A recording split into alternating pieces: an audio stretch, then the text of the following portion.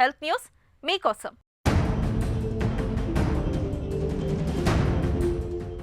అంగస్తంభన లోపానికి షాక్ చికిత్స. నిజంగా ఇది షాక్ కొట్టే విషయమే.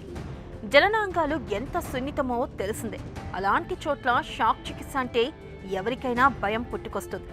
కానీ అంగస్తంభన లోపానికి తక్కువ తీవ్రతతో కూడిన షాక్ వేవ్ చికిత్స ఒక కొత్త విధానంగా ఉపయోగపడుతూ ఉండడం విశేషం.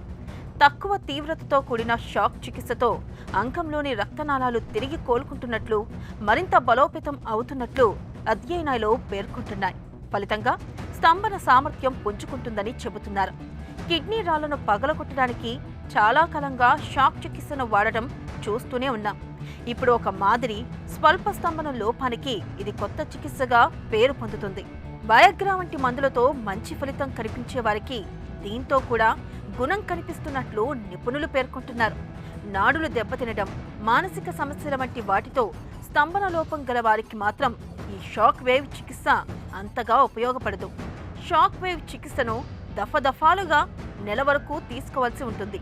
ఒకసారి చికిత్సకు సుమారు 15 నిమిషాలు పడుతుంది. ఇందులో మత్తుమందేమీ ఇవ్వరు. పొడవైన పల్చటి కర్ర మాదిరిగా ఉండే పరికరంతో అంగానికి స్వల్పంగా షాక్ తరంగాలను ప్రసారం చేస్తారు. ఈ సమయంలో నొప్పేమీ కలగదు. చాలా మందికి చికిత్స చేస్తున్న విషయమో తెలియదు.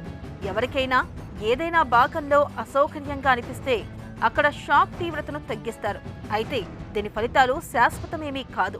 1-2 ఏళ్ల వరకే ఫలితం కనిపిస్తుంది. షాక్ చికిత్స తీసుకున్న వారిలో వయాగ్రా వంటి మందుల అవసరం లేకుండానే అంగం స్తంభిస్తున్నట్లు కొందరి అనుభవాలు చెబుతున్నాయి. కొందరికి మాత్రం మందులు వేసుకోవాల్సిన అవసరం ఏర్పడుతుంది. అయితే షాక్ వేవ్ చికిత్స అనంతరం మరింత తృప్తి కలుగుతుందని కొందరు భావిస్తూ ఉండడం గమనార్హం. మొత్తం మీద పూర్తిగా కాకపోయినా 75% వరకు షాక్ వేవ్ చికిత్సతో సంతృప్తి కలుగుతూ ఉండడం విశేషం.